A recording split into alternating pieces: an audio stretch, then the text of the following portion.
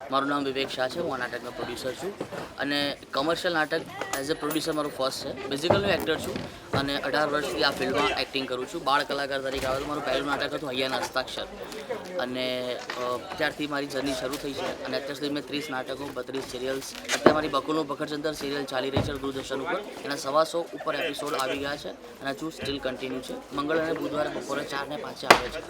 ખાસ વાત કરવાની છે આજના નાટ્યોત્સવની. આજે નાટ્યોત્સવ થઈ રહ્યો છે, બહુ જ ગર્વની વાત છે, બહુ જ સારી વાત છે અને કોઈપણ પ્રકારના સ્વાર્થ વગર આટલો મોટો નાટ્યોત્સવ કરવો અને એને સક્સેસફુલી કરવો એ બહુ મોટી વાત છે. એના પર હું ખાસ આભારી છું એશિયન ઇવેન્ટ્સ, નાટ્ય સુમન કલા ટ્રસ્ટ અને ગુજરાત રાજ્ય સંગીત નાટક અકાદમી.